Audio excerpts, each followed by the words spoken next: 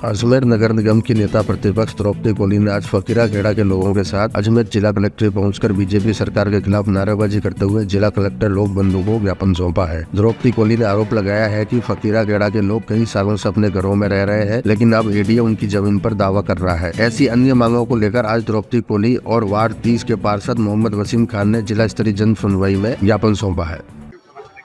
सबसे पहले तो मैंने कलेक्टर साहब के यहाँ पे पीए को फ़ोन करके टाइम लिया था उनसे, कलेक्टर साहब से मिलने का, लोगों की समस्याओं के लिए। मैं लोगों की समस्याओं के लिए हमारे पार्षद महोदय और मैं दोनों हम जाके मिले उनसे। उन्होंने कहा कि आज जन सुनवाई कर रहे हैं हम, आप जन सुनवाई में अपना मैटर रख दीजिए, जबकि वो सुन सकते थे, वहीं पर बात कर सकते थे। लेकिन कोई नहीं, हम तो जनता की आवाज़ के लिए आए और जनता के लिए आए, तो हमने कहा ठीक है हम जन सुनवाई में आ जाएंगे। अभी जन सुनवाई के अंदर हम लोग गए, हमने मैटर रखा। आप ये देखिए, गरीब लोगों को परेशान करने के अलावा कुछ भी नहीं है मैटर।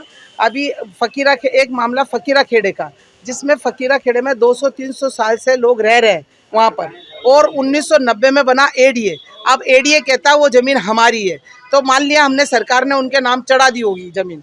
तो हमारा कहना यह है कि जब अभी कांग्रेस सरकार भी जब पट्टे दे रही थी, लोगों ने फाइल लगाई, इन्होंने पट्टों की फाइलों को रिजेक्ट कर दिया, जिन्होंने पैसे दिए उनकी फाइलें पास कर दी।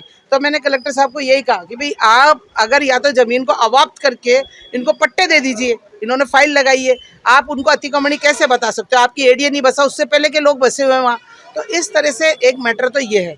एक मैटर है, एक नसीराबाद से लेकर रोलिंग मिल के पास में वो मदार का एक रास्ता है, वो न तो इनको पता, वो एक्चुअल में सिंचाई विभाग की ज़मीन थी, और उसमें 1975 में नाला बनाया गया था सिंचाई विभाग की ज़मीन के द्वारा कि कच्ची बस्तियों में पानी ना भरे। आपने देखा अभी पानी आया, सारी कच्ची बस्तियों में पानी भर रहा था।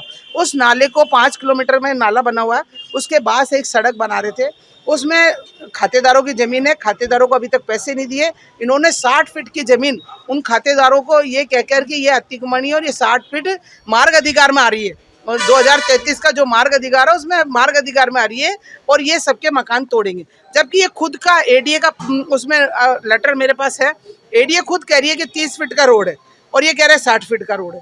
उसके बाद हमारे नगर निगम ने कहा हमारी कोई लेना देना नहीं, कृषि भूमि है, एडीए जाने। उसके बाद फिर एसडीएम साहब ने कोई मुआवजा नहीं दिया। उसके बावजूद इन्होंने मकान के ऊपर मार्ग लगा दिया कि हम इतने इतने मकान तोड़ेंगे, जबकि कोई भी वो जो जन सतर्कता समिति में वो मामला चल रहा है, और उस जन सतर्कता समिति में मामला डिसीजन नहीं हुआ। उसके बाद भी सरकार ने 1,95,00,000 रुपए रोड बनाने के लिए सैंक्शन कर दिए। आप बताइए जनता के साथ कितना दुराव्यार कर रहा। इतनी सड़कें टूटी हुई है, इतना पूरा अजमेर टूटा हुआ है, और दक्षिण विधानसभा की सारी सड़कें टूटी हुई है। एक ही सड़क के पीछे एमएलए साहब क्यों लगी हुई है? लोगों के घर क्यों तोड़वाने पे लगी हुई है?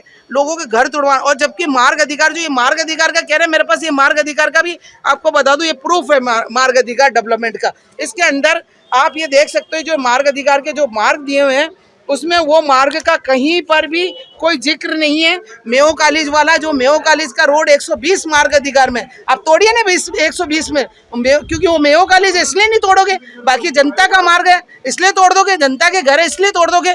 तो मैं आज जन सुनवाई में आई हूँ, यही कहने आई हूँ कि अगर आपने जनता के साथ दुराचार किया, दुर्व्यवहार किया, यहाँ पर कलेक्टर पे इतना धरना प्रदर्शन होगा, पूरी जनता इस कलेक्टर को घेर लेगी, रोकना मुश्किल हो जाएगा लोगों को, हम यहाँ भूख हड़ताल पे बैठ जाएंगे। मैं आपके चैनल के माध्यम से कहना चाहती हूँ कि जनता के, अगर वो सही है और उनका एक का भी मकान में नहीं टूटने दूंगी, चाहे मुझे उसके लिए चाहे महीने भर क्या 2 महीने क्या यहाँ भूख हड़ताल पे बैठना पड़े, मैं जनता के साथ हूँ, जनता को न्याय दिला के रहूंगी। ये मैं आपके चैनल के माध्यम से